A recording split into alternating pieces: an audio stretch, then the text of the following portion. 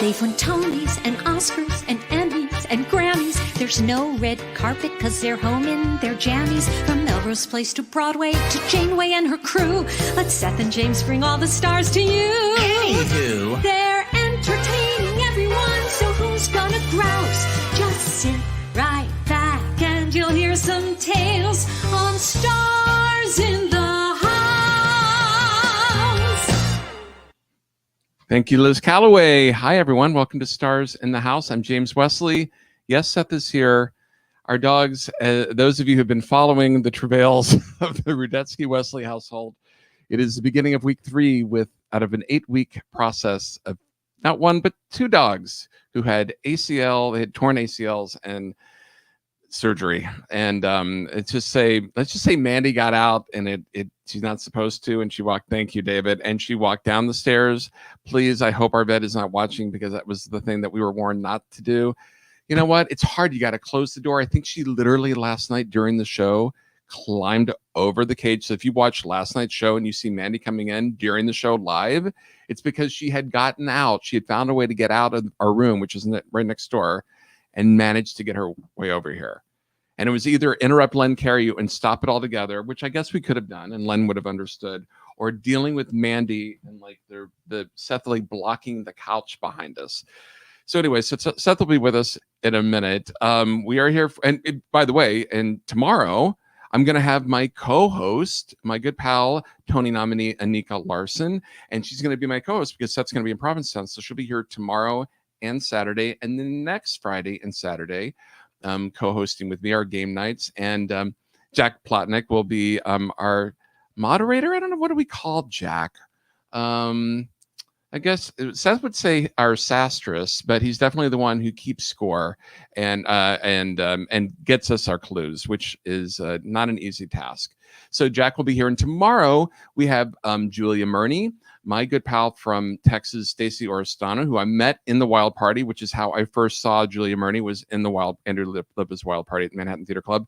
And Saturday is turning into a little bit of a mini Frasier reunion, which is really amazing. Perry Gilpin is going to be here, and BB Newworth and Dan Butler, and we're still seeing who's going to be the 4th slot. Maybe it'll be one of the Sith Core fam people. I don't know where we're at. I know that they were raising $1,000 to help pay for Your Kids, Our Kids, which is our 501c3, which helps underwrite our staff costs, not me and Seth, but our staff, since they've been doing it for a year and a half, we had to pay them. So I don't know, maybe Sith Core fan, maybe you want to come on Saturday, since we have one slot, if you're Frasier fans, which why wouldn't you be? Because it's a great show and they've raised us a lot of money for the Actors Fund, which is why we're here. The Actors Fund, we are up to, by the way, you can donate for ourselves, because I always forget sometimes to do this. Thank you, David. Go to starsinthehouse.com or text Fund 2020 to 56512. And if you would like Jennifer Lee Warren or Priscilla Lopez to read your donation aloud, you forward it to donations@starsinthehouse.com. And we are up to, let me see, I got it up. We are up to, Priscilla and Jennifer, we are up to, for the Actors Fund, $1,058,000 raised since we started this in March 2020. That is what we are up to. Yes, thank you, David. I think Seth is about to join, which is perfect timing. And we are going to have David, are we going to have Dr. LaPook on with us? Yes. So Dr. LaPook will be on. I think are we having Jennifer on first and then Priscilla? Yes, ma'am. So Jennifer's going to be on first. This is the decade of the 80s. We began with the 60s, which was so much fun 2 days ago. Last night was the 70s, and today is the 8th. Whoa. Did you announce that already? No, Sith Core fam, our loyal Stars family. in the House Core family. That's right. They made it to $1,000. Wow. Wait a minute. So maybe you'll join me. And even though I did say Anika was going to be the co-host, Seth is going to be joining. That was a surprise. He's a surprise guest. Because I'm going to be in Provincetown. He's going to be in Provincetown, but I told him he's not opening the show. He will come on when Jack and Anika feel that we're ready for you to come on. I'm going to be treated as a guest? Yes. David, stop nodding. I see you. It is so rude and uncalled for. Whatever. Anyway, so Sith Core fam, we've got a slot open tomorrow and a slot open on Saturday. And I know that next Friday, let me see if I can remember, because Ryan Rosenberg is going to join us. Another fan who's donating. He's going to be joining us, and he's going to be joining see if I can remember. It's going to be Carolee Carmelo is going to be joining. Who else, Seth? Do you remember? No, Max Crum is going to join us, but I think Max Crum and Jill Whelan are coming next Saturday. I'm gonna go look. I'll just do some babbling. So tonight we're celebrating the 80s with actually a couple of classic shows. I'm going to have Jennifer first, and then I'm going to go with Priscilla during the 80s. Then we're going to have to go back to the 70s because there's a lot of stuff we haven't covered when Priscilla was on the show. So it's going to be 80s and then a soupçon of the 70s. And so joining, before I forget, so me and Ryan Rosenberg and Anna Larson and Jack Plotnick will also be Pearl's son. Pearl. And Carolee Carmelo and Kate Flannery, who has not been on the show before. Really? Kate Flannery. She's done our Concert for America several times, but she's from The Office. Yeah, we love Kate. She probably, I think she may be, actually, I know she's starting back up. She does a show with Jane Lynch all over the country. And she's done Concert for America. I think they've done it three times. And I think they've just resumed shows. So you can look them up. But, so Kate's from The Office. She's also from Dancing with the Stars. Yeah. So Kate is going to be joining us for the first time next Friday for game night. Oh my God, Priscilla. Sorry, I just saw this post. I saw Priscilla, Lopez, and Pippen in 1974. We will be discussing that. She's very excited about that. Jimmy, any other? I think that's it. Did you mention the award? No, I didn't. So go ahead. Are we supposed? I don't know. No, it's been announced. You can say that. I can't remember what it's called. We're getting something really nice from the Actors Fund. I can look it up. Sure, Maggie. It's the Actors Fund Medal of Honor is what we're Wow, receiving. we are. That's what it's called? Yes. We're receiving the Medal of Honor. So thank you, Actors Fund. It's going to be the virtual gala. It's going to be at 7 p.m. Monday, November 1st. So you can go to the Actors Fund for more information. And I since I don't have it right in front of me, I can tell you the person that I know, and this is the reason why. Look, we have to do things virtually, but this is the one thing I'm really disappointed that I'm not going to be in person, and that is because also receiving the award, the great honor, is Debbie Allen. Debbie Allen, who has always been such an inspiration. So there you go. So, but we're very excited, and thank you, Actors Fund. So at this point, Seth. I know. Private chat. Seth Rudetsky is writing to Priscilla Lopez. Hold on. Private joke. Oh, wait a minute. Hold on. Oh, wow. Okay. Should I read this, David? Hold on. Speaking of private chat. I don't know. Oh, that's going to be for Jennifer. So we're going to say, wow, Jennifer's reading it right now. So Jennifer already saw it. All right. Well, Jennifer, why don't you bring on Jennifer and then she can start it off. Jennifer Lee Warren. Hi, Jennifer. Oh my goodness. I just read out that. loud. Read it for everybody. My wife and I are making a donation of $500 in honor of Jennifer Lee Warren to the Actors Fund. This will come from our donor advised fund at the Austin, Texas Community Foundation. Shall I have them process the donation? Yeah. And it's Alfred Stanley and Kathy. Stanley. Kathy Guido from Austin. How nice. Do they know you from Texas? From Dartmouth College. Oh, thank you. That is so fantastic. I'm gonna cry. That money is going to good cause because, I don't know if you heard, Jennifer, I don't know if you mentioned it, but people that had to move out of New York because of the pandemic, the Actors Fund is actually giving them money to be able to move back to New York to start their careers again. So it's like that money is needed, man. Exactly. And anything that I can do for the Actors Fund, I'm there. Because when I was in need, they helped me many, many years ago before COVID. And so whenever I'm called upon to do anything for the Actors Fund, I'm there. So tell it. Do you mind sharing your story, No. Jennifer? Go ahead. No, I can't go that into it. I'm just saying they helped me. I see. I got you. Really needed it. Okay, well, that's wonderful. We've heard that from so many stars in this show that they've all had a moment where they called the Actors Fund and been like, I need my rent, I need my utilities. So many people. All right, so Jennifer Lee Warren. Now, by the way, you sent me some photos, which I just realized I didn't forward to David, but did you send them to David too, or should I forward them right now also? David's shaking his head no. Okay, I'm going to send you right now, David. So Jennifer Lee, James, talk to Jennifer about Texas first, and then I'm going to send these photos. Well, what's the Texas connection? Well, I'm no, it's just that I'm in Texas right now. When you guys asked me to do this, I was on vacation in New York City at my friend Suzanne Grodner's. And so then Seth told me this, and I said, okay, but I will be on a plane the day before to go to see my mom, my 90-year-old mom in Dallas, Texas. And my brother has helped me set up this whole guerrilla It's great. You would not believe what we went through to put this all up. So the lighting is amazing. Yeah, what a good job. Are you from Texas? Huh? Are you from Texas? I'm from Dallas. Yeah. That's where I was born, Jennifer. I was born in Dallas. Hey, all right, Texas. I was born in Oak Cliff. There you go. I'm me too, South Oak Cliff. Wait a minute. Both of us? Yeah. Wow. That's where I am right now in South Oak Cliff. Oh. Wow. Okay. Well, he may have left a diaper there. Well, I want to know. Do you know the name of the OB who delivered you? Wouldn't that be funny if it were the same woman? Was it a woman? I don't know. There weren't that many women. I don't think so. It was probably a man. And that'd be really crazy. It was only 30 years ago. Find out from your mom.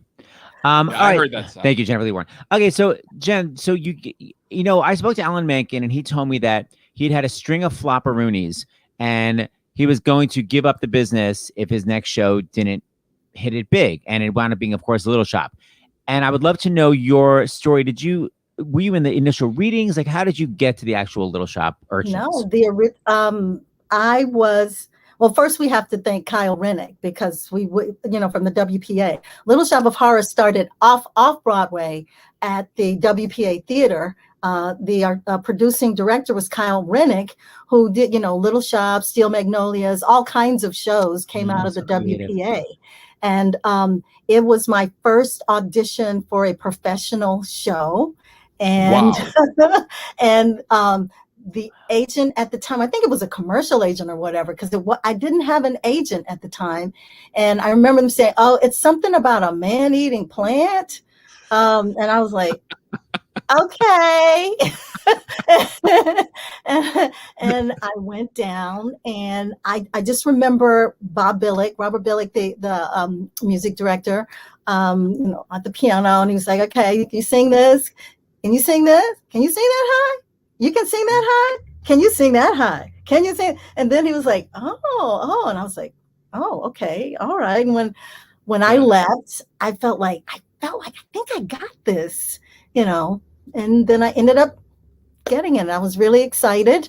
We had no idea it would be what it was. When we were doing it, we enjoyed it so much. We were having so much fun. Howard Ashman, our lovely Howard Ashman, knew exactly what he wanted. He was directing it. And usually sometimes that could be a problem when the writer is directing it. Howard knew exactly. I mean, remember him saying to us, the three women, Crystal, Ronette, and Chiffon, you are not chorus. There is no chorus in this show. So never look at yourself like that, because, you are telling this story.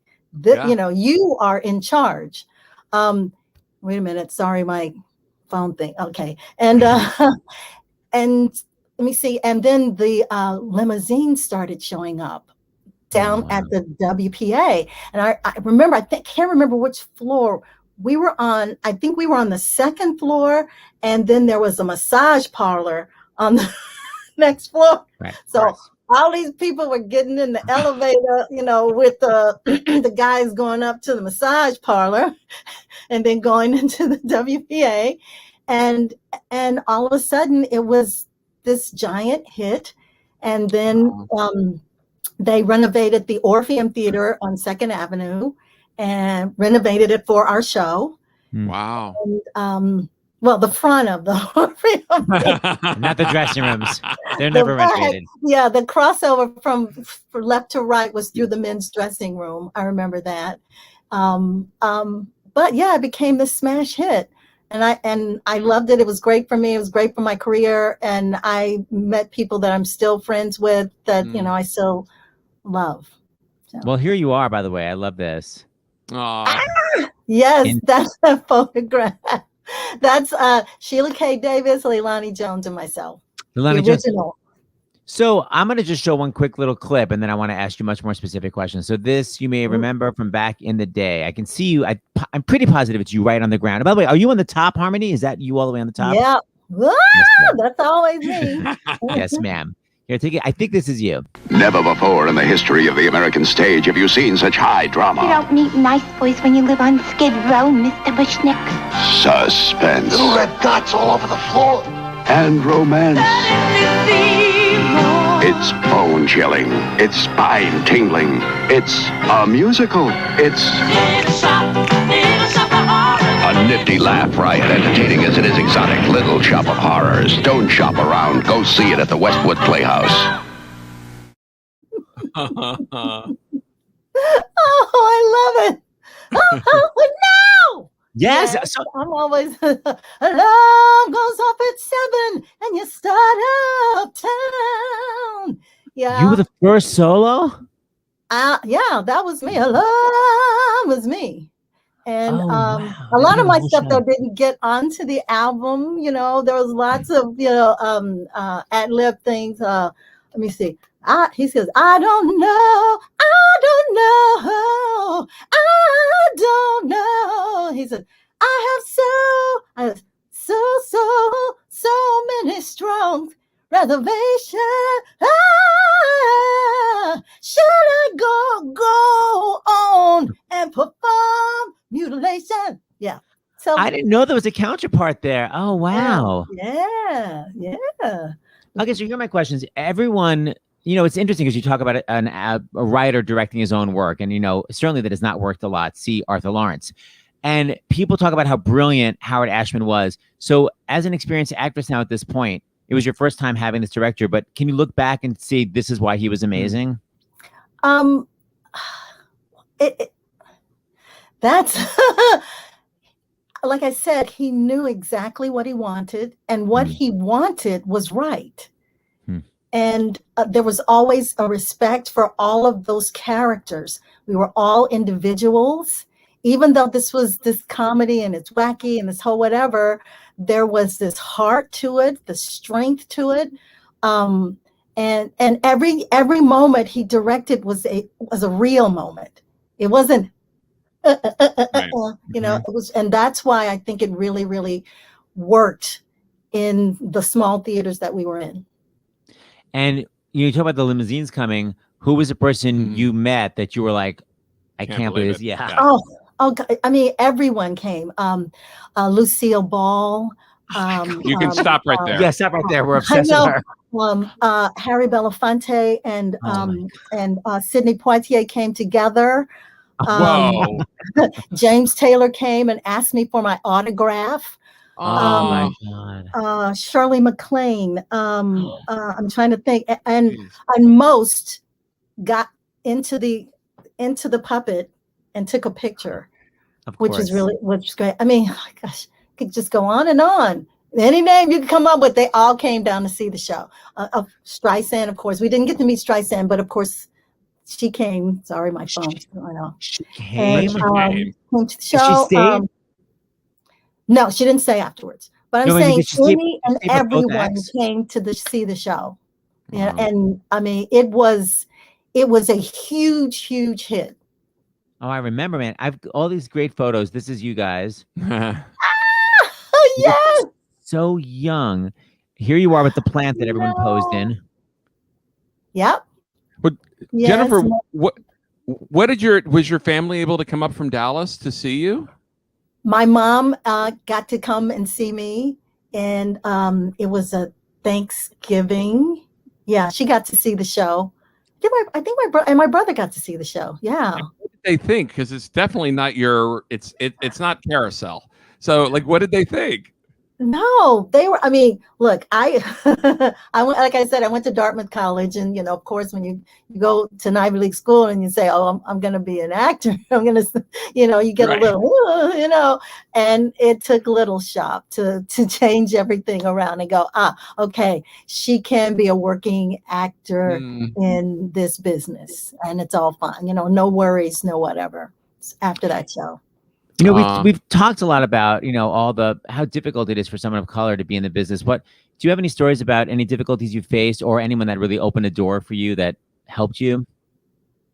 I know you have a lot of stories. I'm trying to focus it down. I know. Believe me, I know. No, I'm not going to say I've just been lucky. I have met some wonderful people. I mean, Roger Miller for Big River and Des McAnuff. Stanley Sobel, casting director Stanley Sobel, who I was doing Little Shop, and I'm walking on the street, and Jennifer, I've been trying to find you. I need you to come to this audition tomorrow for Big River. Big River? Okay. And I walked in, they wanted a gospel number, and I sang Precious Lord, and Roger Miller was wonderful to me. And I remember him coming up to me when we started rehearsals saying, I wrote you this song. Now just sing it the way you sing. And the great Miss Linda Twine, the conductor, as our conductor, and I mean, a woman of color, the great Linda Twine, Miss Twine, Miss Twine to all of us. And I don't know, there was just, I hate to you say names and then you forget somebody, but yeah. Who still loves the show is Rocco Lannisman. He just emailed me. He was so excited to be on the show. Rocco, so kind, so wonderful. I mean, the Dodgers, the way we were all treated, that was a hard show to do, Huckleberry Finn, and I give Des credit for, a week of us around a table and just talking this stuff, because it's difficult things that we had to deal with, and we had to get together as a cohesive cast to be able to perform that 8 shows a week, And do you mean about a slave trying to find freedom dealing with slavery, and it's Mark Twain, and the N word is used a lot. There was a lot of controversy at the time until the show opened and people actually saw the show and went, oh, because the way Bill Hauptman did it, the only people that ever used that word were horrible people. Right. Villains. Right. But and what is it like for you to kind of have to live that every night, though, to see that kind of negativity coming towards, a fellow actor? But, we're actors. We're performing this. It's something that needed to be seen so that you could appreciate the what Jim is going through. I think it's a beautiful show. It was a beautiful show, and it was hard to do. I mean, when we were in rehearsals, you had to be in a cardboard box, going across the other side. The other side. All the great Carol Dennis, Miss Carol Dennis. But all of us, we grew. I mean, to this day, we're still friends. Elmore James, Franz Jones, all of us that were that little group there. And then you have Michael Bryan Dunn, and all these, different wonderful character actors and performers that were in that show. Were you in the show when Roger Bart joined? Roger, yep, with Roger, yes. Because he told me he's such a prankster. I can't remember who it was. I don't know if it was Young Fool, but all I know is that he was off stage. Maybe it was with the guy playing Young Fool. And Roger did that kind of thing where he was like, shit, like we're supposed to be on stage. And he went running towards the stage and he stopped and poor Young Fool ran out. And it was literally a scene on the river. So he was just sort of standing. He ran out on stage. And I know, that's the face. Roger admits it's so obnoxious, but it's so funny. Yes. I mean, there were some fun things. I remember somebody put, because for how blessed we are, it's a funeral scene. And, and they had that casket there. And I'm like, they put the little girl out there to sing this song. And somebody put like a funny face doll or something in the casket. And you had to sing? Yeah, I had to sing. But they know who they messing with. Oh, those kinds of things don't work on me. You're one serious lady. Okay, so I want to just because I want to show another clip and I want you to sing, but I feel like, because we're on Facebook together, I feel like you're constantly touring. Like, what's coming up for you where people can actually hear your shows? Well, it's been hey, what's coming up? I have a solo show coming up April 12th at 54 Below. My first solo show at 54 Below. April 12th? April 12th, 2022. Yeah. Directed by Richard J. Alexander. And I'm looking forward to that. I've just finished doing a staged reading of Harold and Lillian, which was at South Coast Rep. Harold and Lillian, starring Michael McKean and Onette O'Toole. Oh my God, they're married. We just saw Annette on Grey's Anatomy. She was so good. Annette, speaking of Texas, not the fellow Texan. All the Texans, exactly. There you go. See, the Texas starts to come out. That's right. There's your website underneath, and then we have this comment from one of our stalwart. Is Jennifer going to sing for us? I sent Jennifer some piano music. We're going to see if she can recreate her song from Big River, which we were just discussing. What a treat. Are you up for it? Let's see what happens. Wait a minute, let me drink something. Oh, wait a minute. Hold on, let me switch that. Okay, you ready? Yeah. Let's see what happens.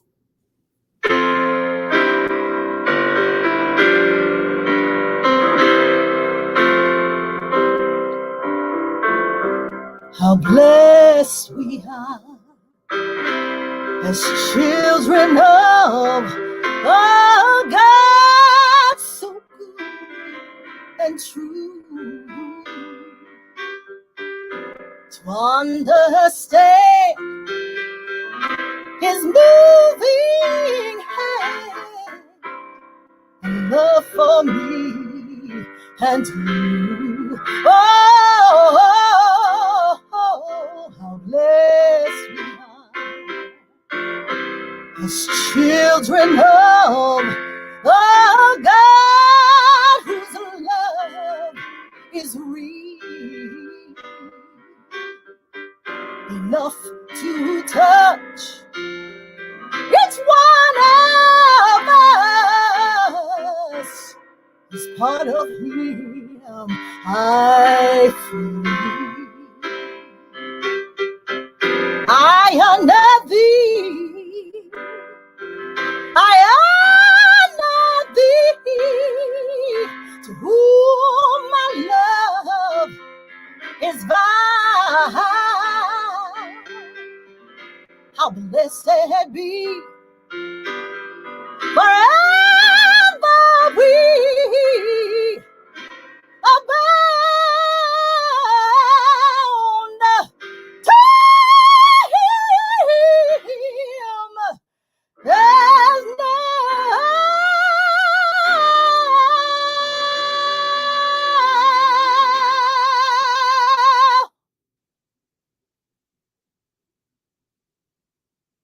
Yeah. Yes. Okay. Look at the comments. Okay. I can't see no Just it says, how just perfect. That placement. The range she has. We are blessed. And then finally just thank you. I'm still hanging in there, baby. Okay, you still got it, by the way. Oh, Passing Through. That's another show that's coming up. Oh, well, we hope it's coming up. By the way, you sound exactly the same. Okay, so before you go, I'll show one more clip because I asked if you were on this and you were like, I think I was. So I'm pretty sure this was you because it looks like the original cast and you can hear your harmony right at the end. So enjoy a little flashback to Little Shop. Okay. Tell me this feeling lasts till forever. Tell me the bad times are clean washed away. Please understand that it's still strange and frightening for losers like I've been. It's so hard to say.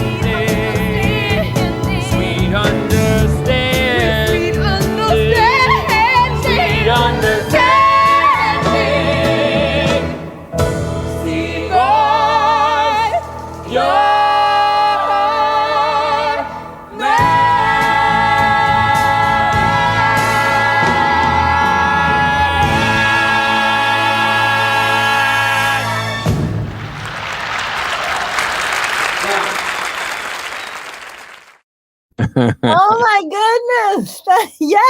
Yes, that was me. Yeah. Yes. Oh my God, you guys. Jennifer, there's a donation here that David put in at 8:30. Can you read that before you leave? It's in right the private chat. Right above the bottom. Right above the bottom. There's Amira. It's for Jennifer. Oh, Amira, loved meeting you. Love from your Brooklyn family, Wendy Leibowitz. Oh my goodness, the baby's new. She is new, totally new. Oh, that's Amira, and she has great singing voice already. So get ready, Broadway. She'll be coming. She'll be coming. Good placement. Has been so great. Thank you so much for giving me the opportunity to do something for the Actors Fund. And thank you, Jennifer. And for everyone that heard all that harmony, just know they were not auto-tuned. They sounded like that every night, just called amazing singers. Oh, we did that. Yes. 8 shows a week, my dear. There you go. Yes. Yes, ma'am. All right. See you in the flesh soon. We didn't call out. We never called out. You guys are old school, just like Priscilla. Old school, baby. Miss Priscilla Lopez. I a moment ago, I was like this to her. I was bowing down saying, I cannot believe I am here with you. And I got David to take a screenshot of us together. Well, she's coming up right after our medical break. All right, Jen, we'll see you soon. Thank you so Dr. much. LaPook. All right, Dr. LaPook. Thank you. Thank you. Thank you for everything. Thank you guys so much. Thank you all. See you April 12th at 54. There might be some surprises from Little Shop of Horrors. You never know. Better be some surprises. Excellent. All right, bye, Jael Warren. She's adorable. Speaking of L's, here's Dr. LaPook. Hi, Dr. LaPook. Thank you, Jennifer Lee Warren, for 8 days a week. Eight shows a week, dear. I know, but I was sort of doing the reference to the Beatles song. I know the from Beatles. The 8 shows a week. You know, that was a. Well, Jennifer's in the heart of it. She's in Texas. She's in our home state, which is Mask up. Yeah, mask up. Mask up. I think that's one of the themes here is, you know, what is that do you know, like how you got up off of the anesthesiologist table when the anesthesiologist said he wasn't vaccinated and you're about to get a colonoscopy and you said, nope, I'm empowered, not on my watch, I'm out of here. And I think, you know, if you're in a place where it may be embarrassing to wear a mask, doesn't matter. Wear the best mask you can. And, you know, all those things that we've been talking about, this is you got to use it again. All the stuff we talked about a year ago, remember? Don't forget, folks, the incubation period is 2 to 14 days. It's still 2 to 14 days. So if you get exposed today and you get a test, you do some exposure, you know, and then you get a test 4 days from now, it may not be positive. It may turn positive 6 days from now, all the way up to 14 days. So think about that when you're thinking about, am I safe? I've had an exposure. Am I safe? Dr. LaPook, I have a question because I think that we were starting to talk about it yesterday, and it's come up with both family and friends, and it's this question. It's really easy to go into a drugstore and get a booster, even if it isn't 8 months after your second shot. And I know that I feel like you started talking about it yesterday, but we had so much to talk about. Mm-hmm. And it's that whole thing about not when do you get it, even though the recommendation is 8 months, it's really kind of on the honor system. What are your thoughts on that? Yeah.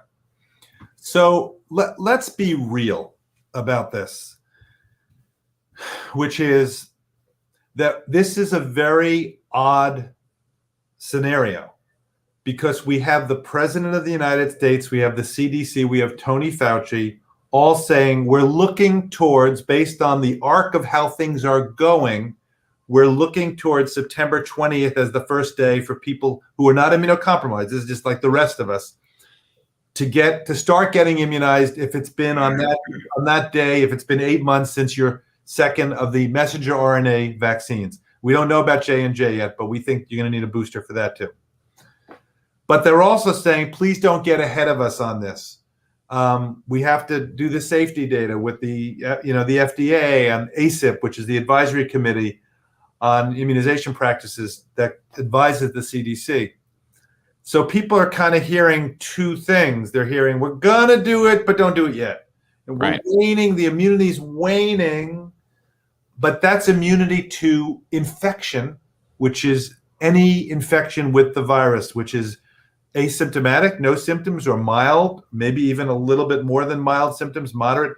But we're seeing that wane here and abroad, but we haven't seen definitive proof that there's an increase in hospitalizations and death yet because of the waning immunity. We're starting to see, I heard a hint of it from Israel, although I was in communication with a leader there in public health today who said, quote unquote, the jury's still out because they're trying to figure out the statistics behind it to whether they actually say. And you have a lot of people, smart people out there, are saying, hey, wait a second, we disagree with what those recommendations are because we have the rest of the world who only about 24% of the rest of the world has been fully vaccinated, less than 2% of Africa. You heard somebody from the WHO say it's like giving somebody a life preserver when they already have a life preserver or a life jacket, you know. Right. So and then you have Tony Fauci who said to me when I asked him about that, well, we've given out over 100 million doses. I think the latest was like 115 million doses to about 80 countries. We've committed 200 million doses by the end of the year of Pfizer to the rest of the world, another 300 million by the end of the first half of 2022. And, you know, obviously it's not enough for the rest of the world, but everybody else, other countries that can do it need to step up. So there's a lot of different factors here. And I think you're right. In the real world, Major Garrett said to me after the special yesterday I was on after President Biden spoke, and he, in the second question to me, he said, you know, people, this very question, he said, people are very, and then he was looking for the word entrepreneurial, right, when it comes to vaccines. So I think as a physician who is practicing and has a license, I've told people I cannot get ahead of the CDC and the FDA on this advice. I can't. That's their advice. It's not officially recommended yet. And there are people who are criticizing it, saying, sure, immunization may be protection against infection may be waiting, but what you really care about are you going to die, get hospitalized? You know, you're still protected very well against that. There's another little asterisk. I always talk about my asterisk, which is, can you get long haul if you've been infected, vaccinated and infected, and it's just a mild or asymptomatic infection, and the jury's out on that. So I think I get that people are in a pickle. You're hearing all sorts of different advice from different people. Ultimately, people have to look into their own souls about risk benefit. There is a risk, which is there's a reason for these committees, which is to look for safety. And what they're saying is we're not ready today to say it's safe to get that third booster right now. Looks like it probably is based on initial people, but you can have a reaction to an immunization. Claire and I are good night. That's right. They're just telling me it's dinner. So, you know, people can get reactions to immunizations, and we don't quite have enough data. So we're changing, the data is changing. And then you have this Delta variant that's now way over 95%. Dr. Walensky, the head of the CDC, said it's a much more infectious variant. And you heard three senators got infected today, tested positive. So we're seeing a lot of breakthroughs. I know it's upsetting for people, and it's disquieting for all of us. I'm not ending up giving you, here's what you should do. Yeah. I'm giving you, here's how you think about it. And I think that's in all humbleness, that's all I can do. Well, you know what I was telling Seth last night. This is just based on what we know from the vaccines, that if the efficacy starts to wane after 4, 5, 6 months, if you can if you can kind of like prevent yourself from like that tendency to like, you can go into the local CVS and get that booster because that's what you want to do. Why not wait a little bit longer? Because to me, if you got it now, then it's going to start waning in January, when it's like the height of winter. Like, wouldn't you want to put it off a little bit longer anyway to get through the winter? It's very logical, except that Tony Fauci said that he thinks, somebody asked him about that. He said, we're going to need another booster. He said he thinks, you never know for sure, but that the boost in antibodies is so robust, like more than 10 times, he said, an increase with that third shot with the booster, that he thinks that the protection will be long lasting. What that means, you have to have, some humbleness about, the fact that we keep getting fooled. What is it? I won't get fooled again. I hear you. We don't want to be like, lifting up the football as Charlie Brown is about to kick it. There's basically no answer, but that's what you keep saying is what science is. So there's no answer yet, and it's going to develop as we go forward. That's my conclusion. I think so, and I think what you just said about protecting yourself is so important because we know how to protect ourselves. Exactly. So right now, what I'm doing is I'm stepping up. I'm back to wearing an N95 mask. Exactly. People should wear the best mask they can in a cab. I'm wearing it when I'm being very careful to mask when I see patients, of course. Please remember about ventilation and filtration. The president didn't mention those. He said it's overlooked a lot. It's like it's not really talked about as much as it should be. It should be, and the aerosol scientists are jumping up and down. Good. The President Biden said, we have two things. We have the vaccination and we have the mask. We also have ventilation and filtration and testing. Yeah. So these home tests, if you have those, that's a nice way. If you have a bunch of people who are coming over and you want to try to figure out, can I really, is it safe? Why not have them do PCR testing if they can 2 days before, and then the day of, do one of these fast rapid antigen tests. That's what we do. Like this. You got all these home tests. So I'm not gonna plug anyone brand. I know you're not plugging. Concept is very, very, very, very sound, because Michael Min is talking about it up at Harvard. It's the best you can do. You can wear belt and suspenders, but you can't ultimately put yourself in the cone of silence, hermetically sealed. You do the best you can. All right. Well, thank you. We'll see you tomorrow for game night. Bye, Dr. L. Thank you, Bye. dear. We are still celebrating the 80s on Broadway, and here is the lady who won her Tony Award in the 80s, 1980 to be specific, and we met in 1994, but I've been obsessed with her ever since that original cast album of Nefertiti. No, what was Patata Tita? Just kidding, Priscilla. Here she is, Morales herself, Priscilla Lopez. Hi, Priscilla. Hello. Okay, Priscilla, why are you in witness protection? Why the darkest? What's happening behind you? Well, I don't know. I've done Zooms before, and I have a light back there, but then it just... Well, your lighting is great. The face lighting is good. The hair, the makeup. It's like you're in a professional studio. Just the back of you is just pitch black. I'm a professional. Okay. Wait, let me see if this will help at all. Okay. Okay. I think it's a little bit. I think you look great. Oh, there's a little bit. Okay. And it's lopsided. Okay. That better? Witness protection. It is a witness protection. Hold on, I'm texting David. Hold on. Some photos. All right. Okay. So we're here first to talk about the 80s, which is the day in Hollywood and not in Ukraine. One of the weirdest titles for a show ever. But one of your favorites. One of my I was completely not interested in seeing it, and I became obsessed with it. So, Priscilla, how did you get involved? Because it was your first show that you ever did with Tommy Tune, or as you call him, Tune, right? Tune. Yeah, I had met him actually when I was doing Chorus Line, and I went to see him at the Village Gate to do his act. He was doing his act there, and he just blew me away. First of all, he was like an octopus. He's long, his arms and his legs and his body. He just moved so beautifully, and he tapped. I mean, I'd never, you go to an act and you don't expect, at least at that time, to see somebody, an octopus tapping. So he was just magical, and I fell in love with him. And I would see him periodically through whatever, the theater, but then I was in Los Angeles because I had gone out there with Chorus Line, and the Chorus Line was over by then, and I was kind of getting crazy and wanted to come back, and a New York girl. So I decided to take and get a New York fix.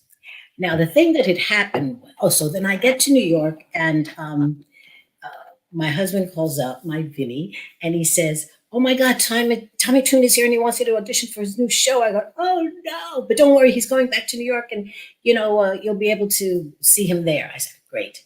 So he said, "And guess what the show's about?" I said, "What?" He said, "The Marx Brothers." And he said, "And guess who he wants you to play?" And I kept thinking, I said, Margaret Dumont. Right, the one female part that's always there. Exactly. So it was, it was not, indeed, it wasn't that. It was Harpo Marx. And it was a cast of, I guess, 3 women, 3 men. I have the pictures here of everybody. Oh, yeah. Show. Hold them up.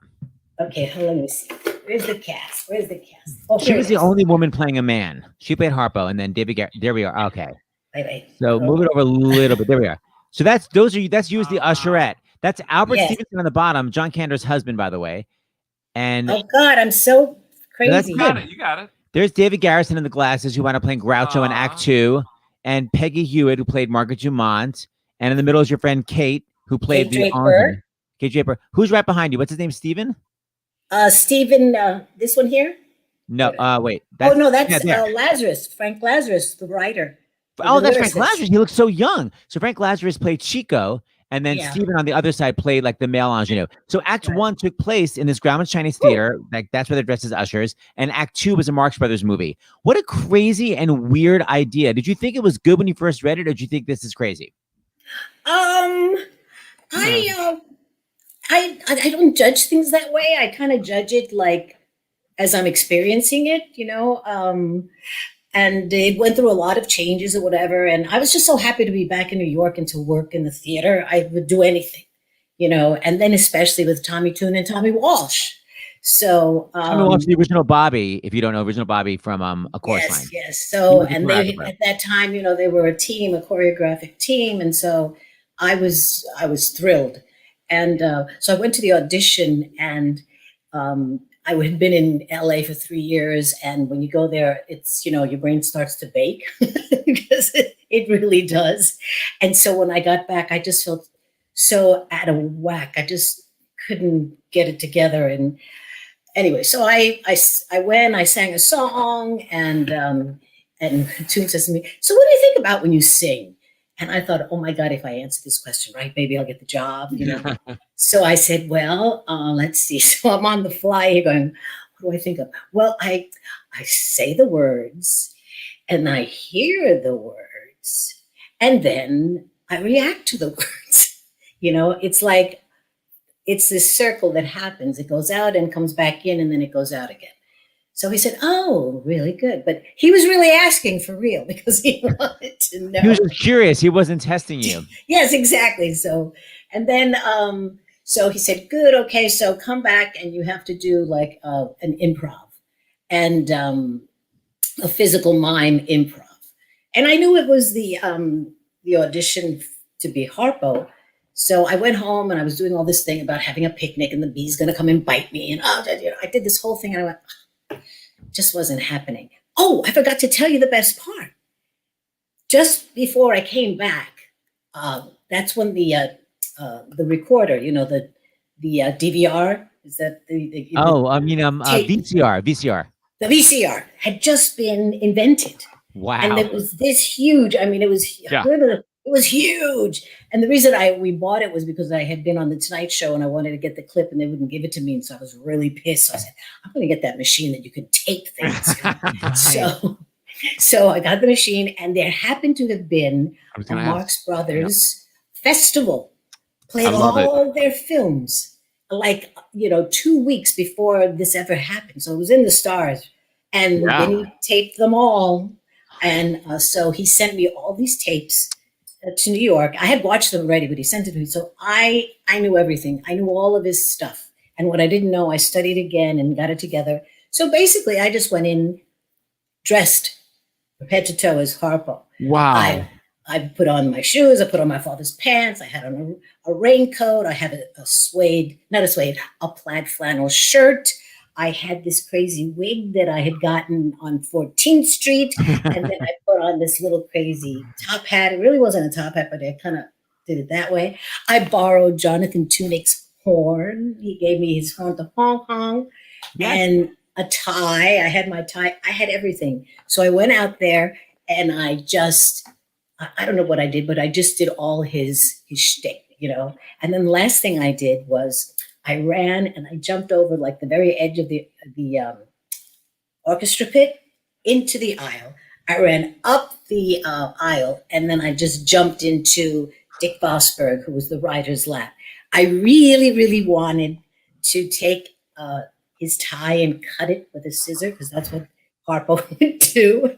But I thought, no, that's a little much. But after knowing him and finding out who he was, he would have loved it. But anyway, committed. That just really sealed it for him, because he said, she knows what she's not talking about. I was about to say, I mean, see, it doesn't sound at all that you were intimidated, because like the Marx Brothers, like that's a big shoes to fill. At all. I love it. Because I'm a very physical person. I was going to say, as a dancer. Well, right. I just, as you can see, the hands can't stop, or whatever. I'm just very physical. And I love physical comedy. I've always have, those old time television, vaudeville and television comedians, that's why I'm a little big when I perform, because that's where I got schooled in the art of mugging.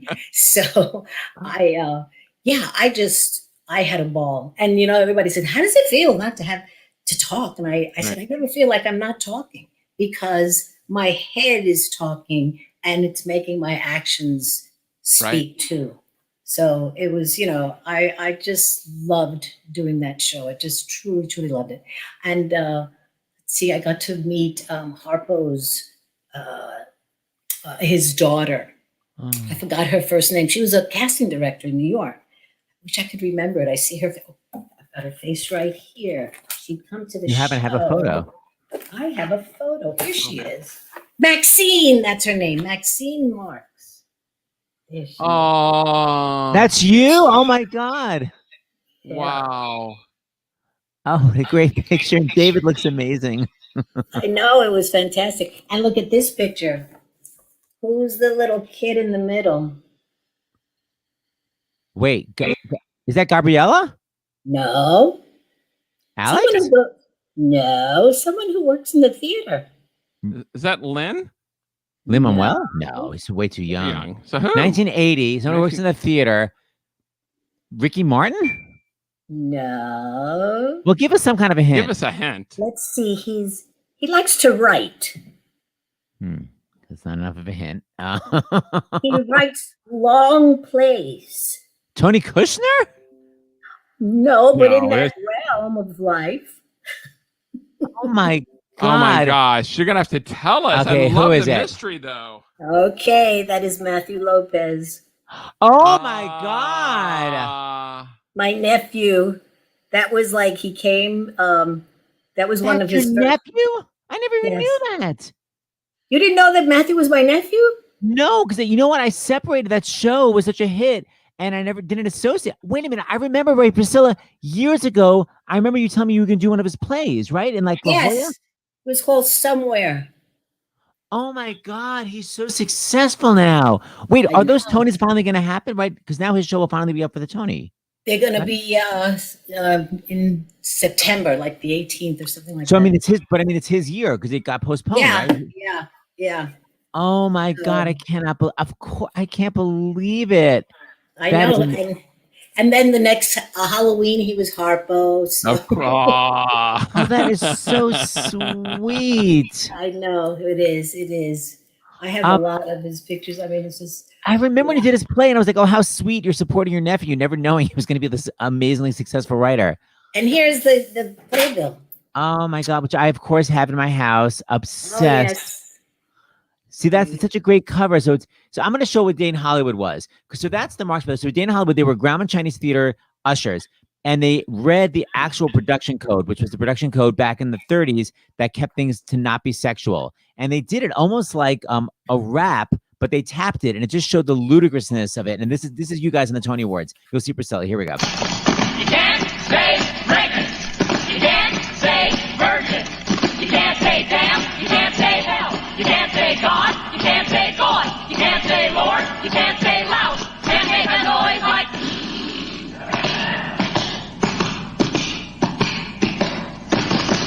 If your love must not be the subject of farce or comedy, excessive and lustful kissing is not to be shown on the screen. 6 seconds is the maximum length of a kiss in a movie scene, and it has to be done.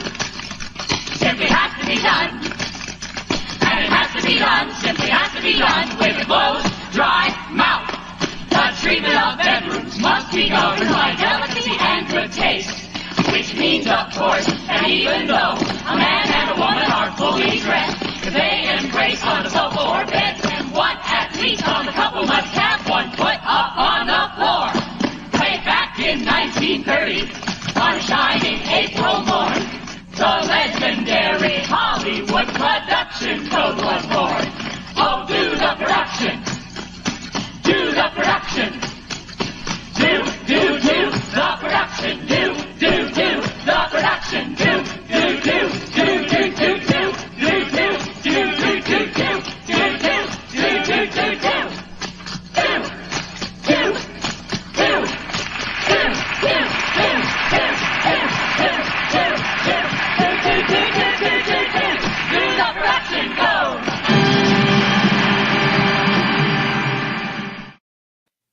That's fantastic. I'm so sad that that show was never recorded, even for the library. It was never filmed? No. Oh no. God, it was and so good. I am so disappointed because that show had so many magical things in it. The ankle stage. Stage. Describe what that was. It was, oh my God, it was so brilliant. This was a stage above the stage. So there was a little curtain on the top of the proscenium there. And it was a number called Famous Feet.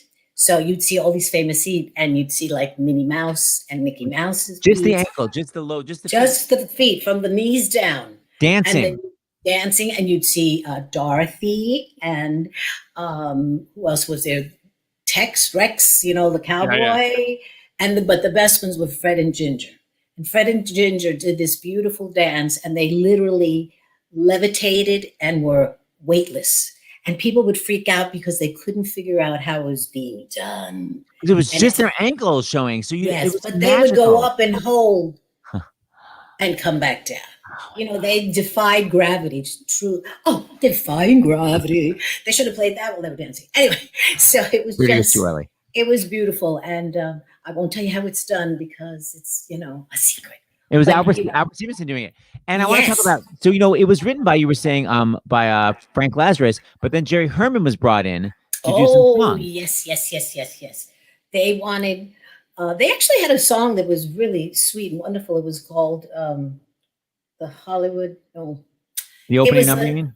No. The number that was cut when the number that Jerry Herman wrote was put in. Oh. And it was really crazy because it was a very stylized song, kind of 30s, very 30s silhouette, like those cutout silhouettes in black, like the way I am now.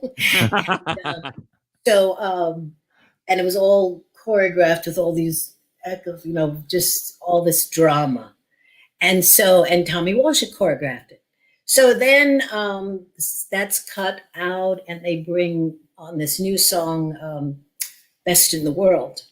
And so, which is a totally different song. It's a solo. But Tommy was so in love with this movement. It wasn't choreography, it was staging, really, but this dramatic staging that he wanted me to do all this staging for this song. I said, I can't do that. It doesn't make any sense. It doesn't. I'm telling a story here, and it's a very immediate, needy kind of emotional thing that doesn't go with all. And then we had a big. You and Tommy.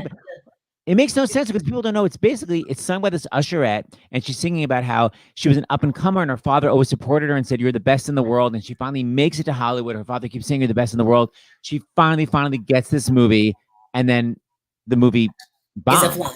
And then we find out that's how she becomes an usherette at the end. So she begins as an usherette in her hometown. It's devastating, and it's 4 verses. I love that song so much, but I remember, didn't they keep trying out songs in you, and finally Tommy Walsh was like, "You better like this one," and you were like so stressed because he gave you so much pressure? No, that was the one all the time. I mean, because I remember we were going up to Jerry Herman's apartment, and he was going to play it for us or whatever, and Tommy Walsh looked at me and said, "You better like this song." And I went, "Oh," and I didn't have any problems with the other one. I really liked the other one, So then everyone was very nervous about it. And at first, truly, it's like I had a little bit of a problem because I couldn't, you have to live with something and sing it and hear it and feel it and understand it. And eventually I did make friends with it in my psyche. But at first I was like, and I was still in love with the other song, but it was, so anyway, so Tommy Walter, so then just stand in the middle of the stage and sing it. I said, okay. That's what I want. It's so much better that way. Here's of course, there's like no clips of anything, but I have a clip of me lip syncing your final verse. So this is after she basically. That's comparable. Yeah, it's all I have. So it's basically, because this is my deconstruction from 10 years ago. She begins as an usherette in the Midwest. She moves to Hollywood. Her father keeps saying, you're the best, you're the best. She gets a movie. And then this is the final verse. Life can have its ironic ways for the picture and 7 days and disconsolate back to Cincinnati proper word. Even though a few dreams were dashed, more than one little hope was crashed, but you're shrugging and say a girl has gotta pay her rent. Usher wanted rag the Sunday ad. They asked me what experience I've had. Sir, I said, I'm the best. I'm the best in the world.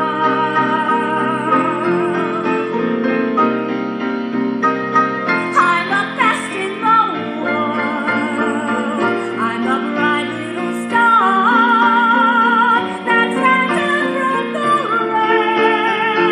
If I make it or not, don't forget what I've got. It's been drunk in my head. Papa said, Papa said, Papa said, I'm the best.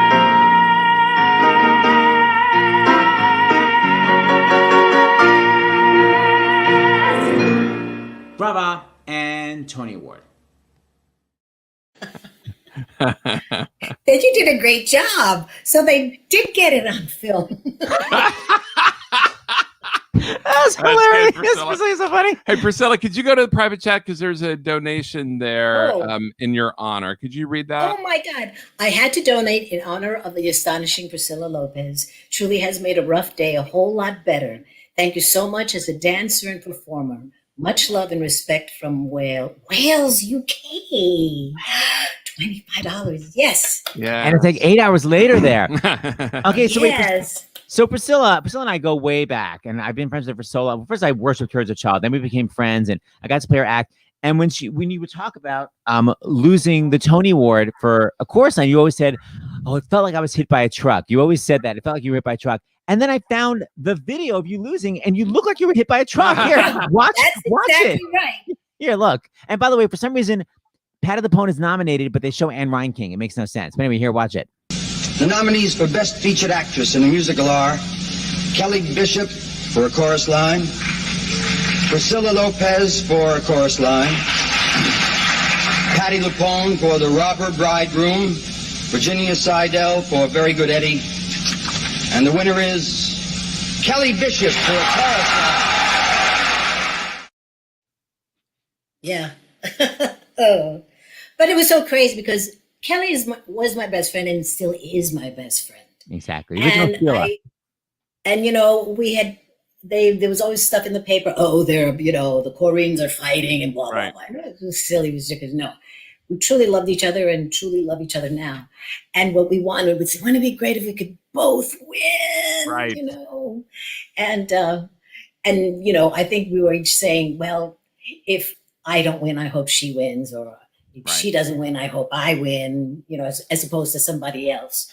But because what happened was that she was sitting behind me there, and when they said Kelly Bishop, that truck hit me in the chest, and then she came to my right, and she literally floated down the stage to get. It was like a dream, and I entered her dream of watching her go up and get, the Tony.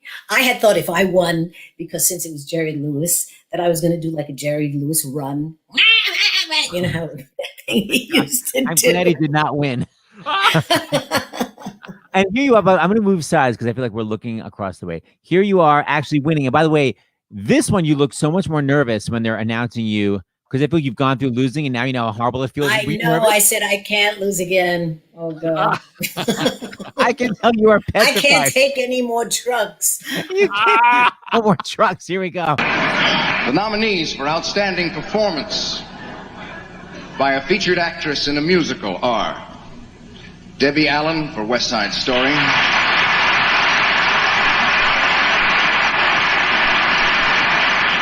Glenn Close for Barnum,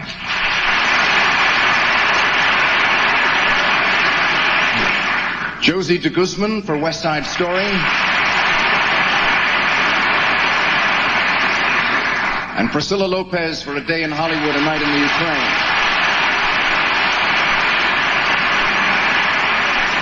The winner is Priscilla Lopez for A Day in Hollywood, A Night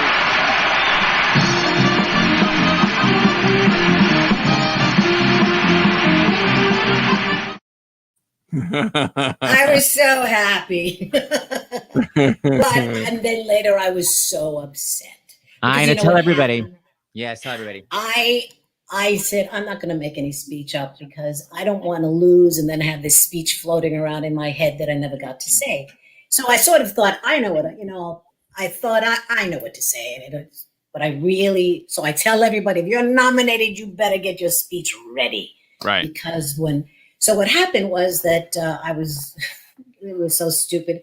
I just kept rambling or whatever. And then in the end, I forgot to thank Tommy Toon, Tommy Walsh, and Harpo Marx. Oh, gosh. So I got letters like you can't imagine. One letter was like, how dare you? You didn't even thank Harpo Marx, blah, blah, blah, blah, blah. And so I wrote back, you have no idea how, hurtful this is for me. Don't think that it's something I did on purpose. Right. I can't stand that I didn't prepare and that I didn't give him credence and all of that stuff. So it just made me so sad for so long, because I did love Harpo and Tommy, the two Tommies. I can't believe it. I watched your speech. You just keep going. I thank you to the cast and crew and to the crew and the cast and thank you. Like you're just babbling, like you're so Yes. frazzled. I was, because I was really it was terrible. So everybody out there, there's the Tonys coming up. Get your speech ready. Be prepared. Be prepared. From a veteran. If you lose, just rip it up and throw it away. Now, by the way, the handsome man next to you is Vinny Fanuel, your handsome husband. Please tell everybody how you met him, because this is another lesson that you could give for young ladies out there. Well, I was doing company, and I was standing by for Donna McHeckney, and the standbys and the pit singers and the wardrobe department was all in one big ensemble room in the basement, in back of the at the end of the basement. You have to go through the entire basement, which passes all the lockers of the musicians and everything, and the two entrances to the orchestra pit. So you have to make this long walk and then get into this dressing room. So I had just broken up with someone on February 15th. No, February 13th, 14th. Yes, Valentine's Day. That's right near your birthday. I broke up on Valentine's Day, and this was the Monday. This was the Sunday, Monday right after the day off. Yeah. And I had sworn I'll never get involved with anybody again. Yeah. The hell with this True Blue stuff. I'm not gonna blah, blah, blah. I was just like, so I go into the theater and I'm crossing the basement, and all of a sudden in the corner, I see this image of this guy going, and I said, when I saw that slide action, I said, this one's for me. So he was just so beautiful. And this is what happened. Vinny always says that I gave him a look, and I said, I never gave you a look. What happened to me was that I was so smitten. It's like Bambi when they say you get Twitter-pated. that I literally felt like something hit me on my head. And I went, ding, like that. And then I kind of walked into the dressing room and I found out I looked for someone who I thought maybe wouldn't be a big, what's the word? Competition? Rival. No, rival in any kind of way. So I picked this one person. I said, get out there and find out who is that trombone. So she goes out and comes back. She said, well, he's the sub for the, he's a sub. I said, sub? Oh, I got to work fast. So it was. And you did. And I did. I met him February 15th, 1971, and we were married January 16th, 1972. So it was like, boom, not even a year. It was shy 1 month. And by the way, wasn't there a Coke machine involved? Oh, yes. Priscilla would go to get Coke. Keep going. Let's hear it, dear. Okay, so his seat was right. Like I said, there were two entrances to the pit. So he was right at the edge of the raised pit, and right outside that pit was a Coke machine. So I would just sort of amble out and take a look at the Coke that I wanted to have, and then I would go to check out like the lower levels. But I actually also make sure that I was just kind of angled, right, and bent over to. There you go. So I was doing it. Yes, you were. You're a mess. And then back then they had there were no phones, cell phones, right? And you had to call your service to get your appointments for your auditions or for the musicians for their job. So during intermission, he would go to check his service, and I also sat by the door. I bet. The first spot, and you could see right there into the phone where the phone was. So he's putting his quarter in, and I just happened to be putting on my stockings. It's like, this is Robinson. I was bad. I was. It worked. I was bad. But let me tell you, it's 50 years, coming up on 50 years. Oh my God, 50 years of marriage. Wow. How did I do it? Still got it. And two amazing kids. Okay, so I want to talk for 2 seconds about a chorus line. There's so many things I want to cover with you. But in terms of a chorus line, I had this little feature where you are dancing with your tongue out. Was that based on you actually dancing with your tongue out?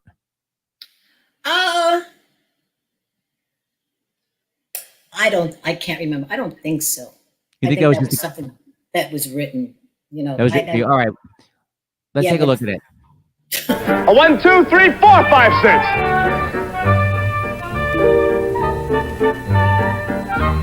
Yeah, you're dancing with your tongue again.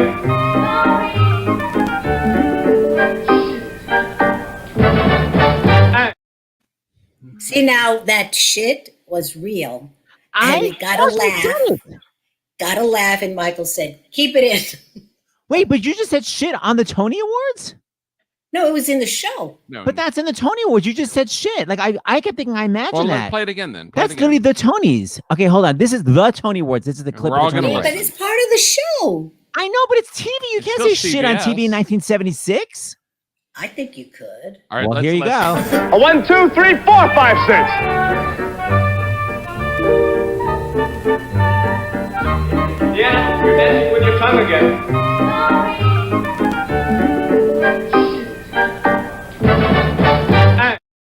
Yeah, that's said all right. I think CBS did not hear that, is what I think. Good for you. I can't believe it. I thought love I it. imagined it. No, it's true. It's true. Okay, and then I want to watch the jazz combination. Yeah, there oh my you go. God. I got to cut. So talk to me about doing the jazz combination. Every time I've ever tried to do it, it's so unfun because of the double pirouette at the end and the arabesque. Was it fun for you guys, or was it just always anxiety provoking? Well, the double turn for me was always anxiety. As you see, I fall off it every night. So I made a thing about it. Use it. Yeah. And so it didn't matter that I couldn't do those double turns. But, it was a hard combination. It was a hard combination. But then, we didn't, everybody said, everybody danced so much. But that was true dancing. And I think the other one would have been the montage. And that's kind of it for the show. Yeah, and the rest is And then a little tap routine. You know, the hard part was standing on the stage. That's what everyone says. Why? What was hard about it? Well, you're up there for a long time. And the other thing was when you finished the opening number, you were really sweaty because it was very, you know, demanding. And now in the winter, you're standing on the stage, freezing, and you're sweating. And a lot of people getting sick. But as you notice, I have a turtleneck. Yes. And a double top. I've got socks on. I used to have pants in the beginning. And then Michael said, no pants. But yeah, so a lot of people would get sick until we, you know, made them put in heaters backstage. I was the deputy, so I called a strike one day. That didn't go over very well. Tell us. Why did you call a strike? Because we were freezing to death, and no one was doing anything, and we were all getting sick. So I said to the company manager, "We're not doing the matinee." Why? I said, "We're not doing the matinee because we want some heat." So Michael came down, and Michael Bennett had to come down, and he promised. He said, "Don't worry, by tonight you'll all have heaters backstage. There'll be some more in the dressing rooms, and blah blah blah." So.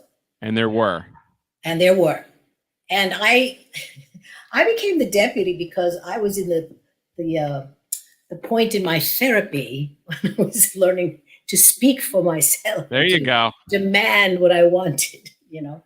And the truth was that I was very good. I was an excellent deputy because, I bet. but I never learned truly how to speak for myself. I could do it for somebody else, but I've always had trouble asking for myself. Yeah. So there you go. I mean, I got into therapy to learn how to say no, and I still can't say no. It's only been 50 years. Okay, well, keep working on it. Here's the jazz combination. By the way, Donna doesn't even do a good double pirouette, and there's a close-up of her. So the double pirouette is hard. Here, watch.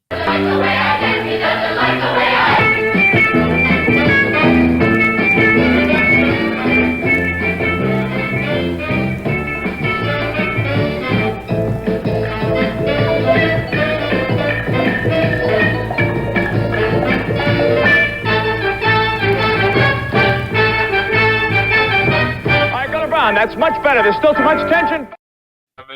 I love it. Oh my gosh. Still got it.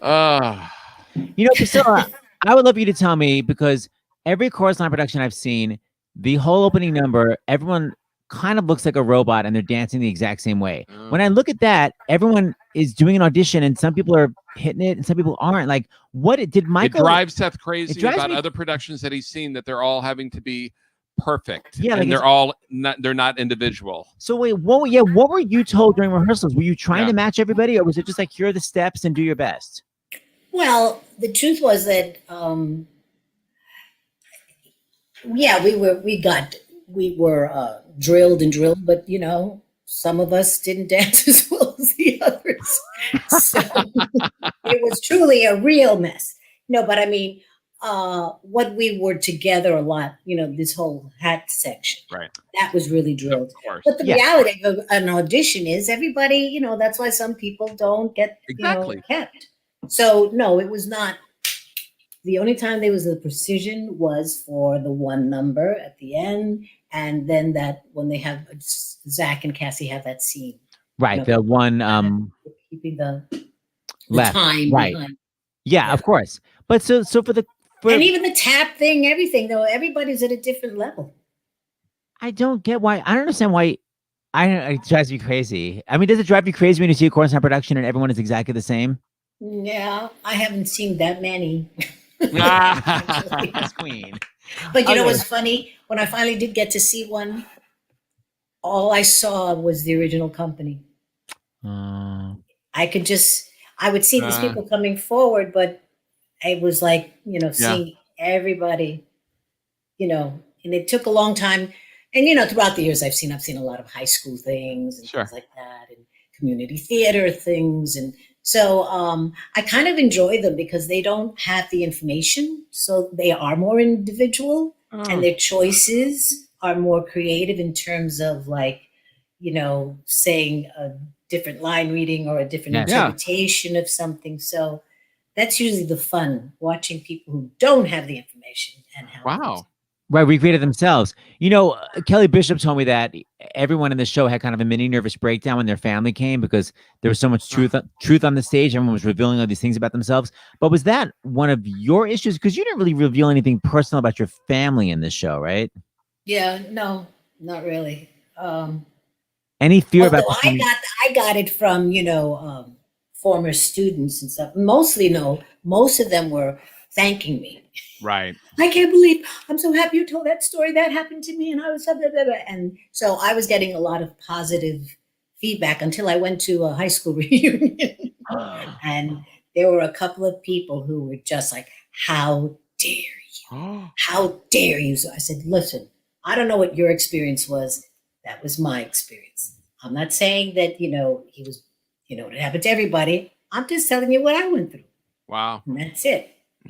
So that's when a couple of times I really did get like, and I said, that was my truth. That happened. I know that whole song is true, but like, what lyric did Ed Cleveland come up with that you just thought was like so brilliantly on the nose? Let's see. I mean, they're all true, but I'm just curious if anything really hits you.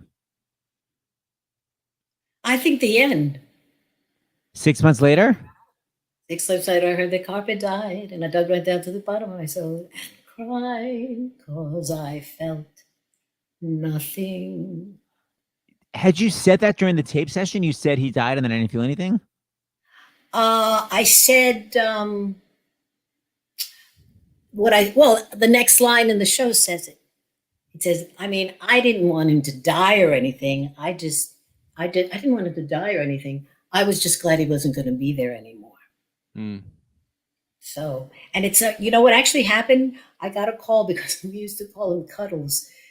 Cuddles, Cuddles makes the very best. What are Cuddles? That's just something we made up. Who knows? You're in high school, you're stupid. You do say a lot of things. So anyway, when he passed away, I got a phone call. It was during the summertime because he wasn't going to be there in the fall. And it was a nervous reaction. When I heard, I went, what? What?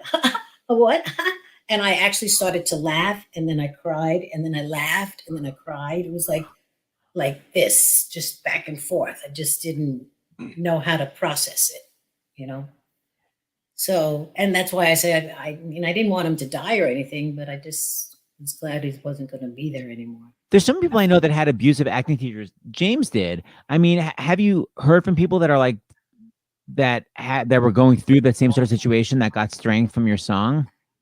Well, they were so happy that I had said it, because you're not supposed to say it, and it's like suffer in silence. Right. So, yeah, that was a pretty heavy duty. It just was, and the whole thing with. I didn't go to church, but I brought my Bible to school, and I sat there waiting to be counseled by him, because we went up one at a time, and we went up, and he, it was like the conference. It was called a conference.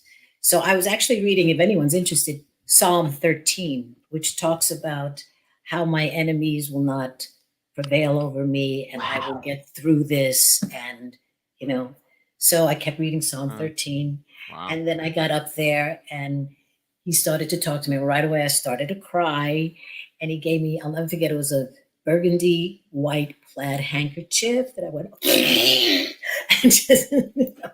and he said, well, I think there's a little spark there, but I don't think it's going to turn into anything. And I think you should go to another school.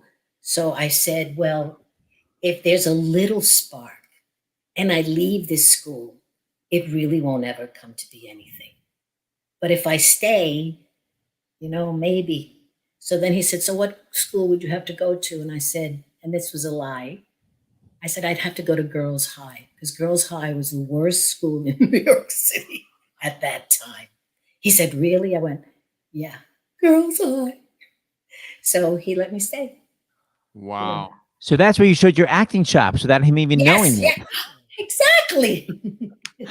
That proves that you were a good actress. Yes. I actually have a clip of you doing that very section, and it is true. You're so physical on stage. I was just watching you recently, so here it is. Check out the physicality. And the voice from down at the bottom of my soul came up through the top of my head.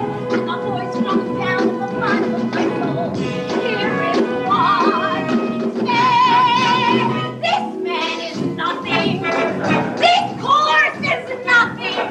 If you want something, go find a better class. And when you find one, you'll be an actress. And I assure you that's what finally came to pass. 6 months later, I heard that Carr had died. And I dug right down to the bottom of my soul and cried, 'cause I felt nothing.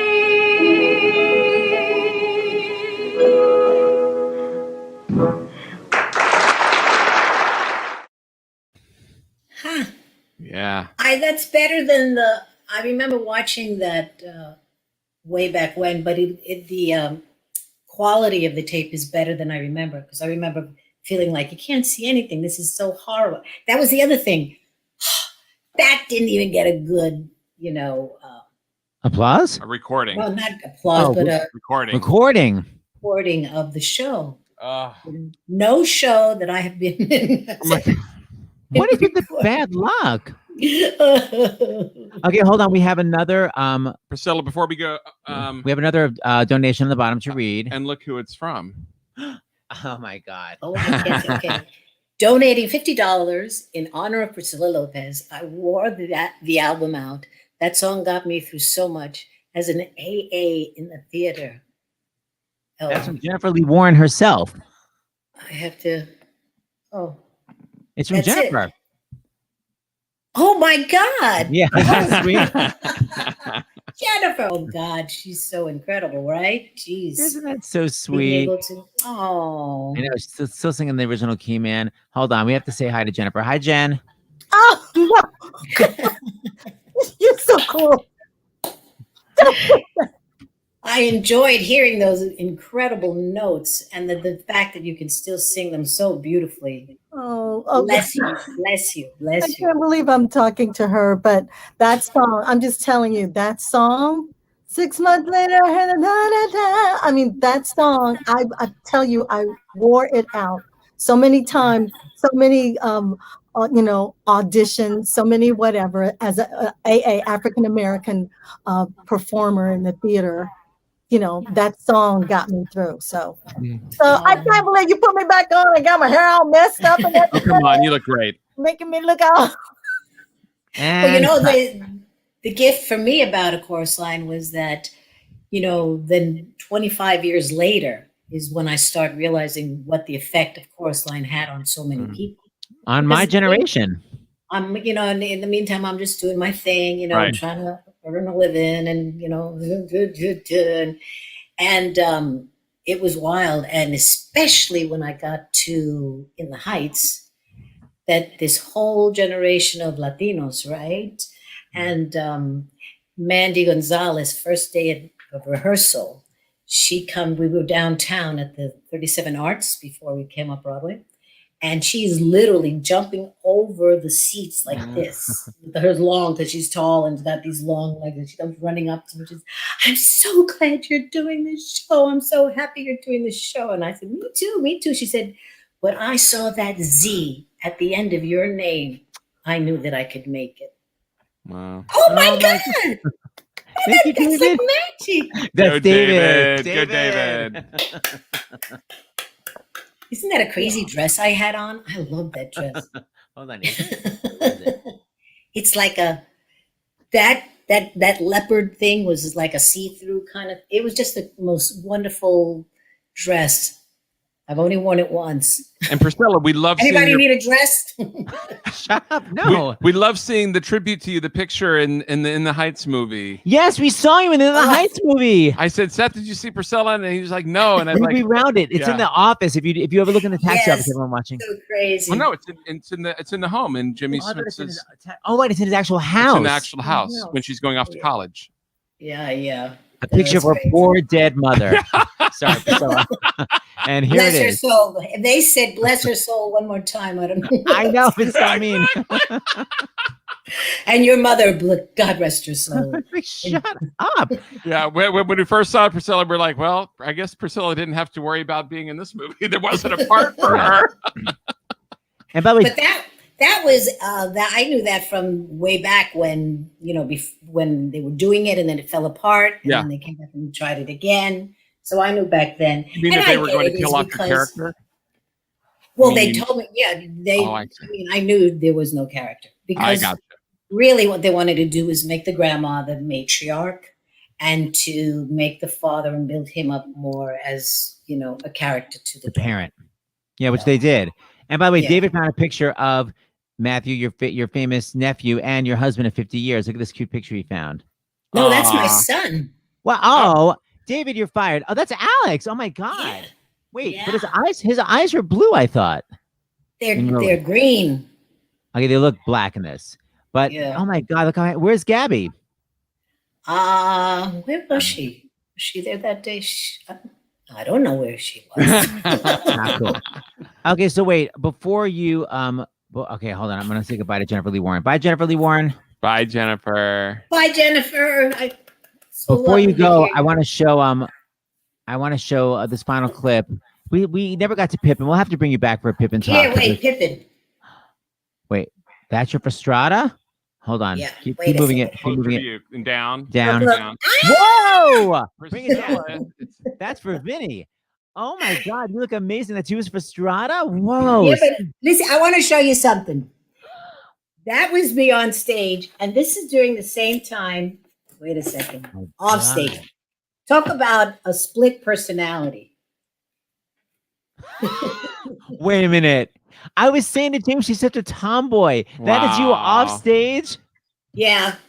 Oh my God. Right? Wow. And so then the magic happens, and look what Yes, turns it into. did. You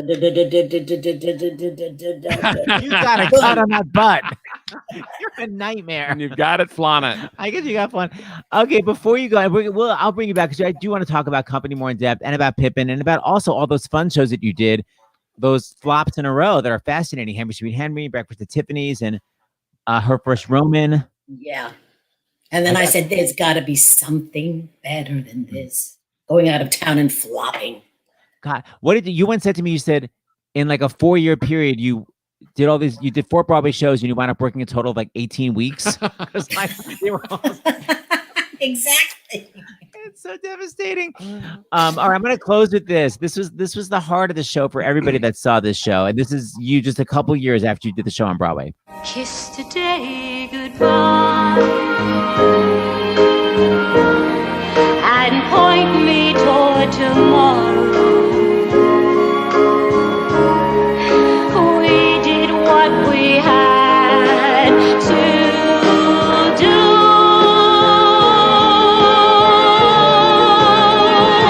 Won't forget, can't regret what I did for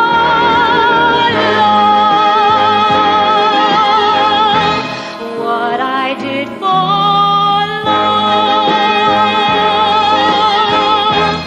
What I did for love.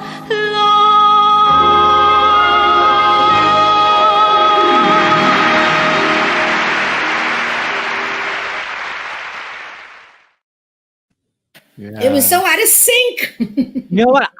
That's what it was like last night. And then I was talking to David, and he thought, David shaking his head. David's No, shaking his head. no, he's saying it wasn't sync. Hold on, David. No, it wasn't. It wasn't for me either. But We'll have David, to watch it on YouTube. yeah, because David thinks that it's our Wi-Fi that makes it look bad. But hold on, we'll ask everyone else. viewers, was that in sync or not? I'm going to ask our There'll be a viewers. 20-second delay. We'll see. Okay, we're going to ask our viewers whether that was. It started out in sync and then it went out. By the way, that's the one where they introduced you wrong, and then she corrected herself after. Oh, Remember God. that? Yes. So I spent the whole song saying, she just called me Patricia, right? Yes, Patricia Lopez. Patricia. And that's what I'm thinking. I'm going, Well, look, I knew you'd be raging. David is right. David You are right. Yeah. It was in sync in Wales. If it was in sync everywhere else. It's something when we're watching on Fine here in StreamYard. Nova Scotia. So I guess it's just us. New Jersey, New York. It's like not so much. I think it's the StreamYard maybe. But yes. So don't out one of our sponsors. For oh, we love StreamYard. It's all good for them. The viewers, that's who counts. Seth. You're who counts. you're right. I can't. You're totally we love right. StreamYard.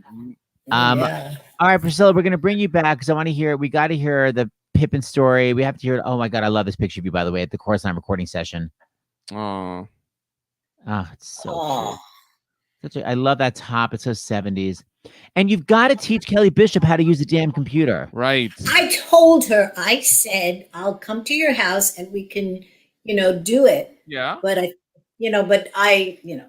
she's, I don't want to see anybody to see me. So maybe I'll talk her into it. Yeah, you guys can do it together. I know. We'll do it together. We'll talk about promises. All right, that'll be next time. James, what do we have to? And Priscilla, you should do a game night with us. Do you like games? It depends what the game is. It's kind of like charades / password celebrity. Sort of like password / celebrity. Wow, what games do you like besides Coke Machine bending down? Yeah. Yeah. Well, that's called exercise. Is it? All right, we gotta go. All right, we'll see you all tomorrow. We're gonna show the fun. Thank you, Priscilla. Great seeing you again. Thank you. Thank you so much for having me. We love you guys. Bye. I'll play what I remember. There you go.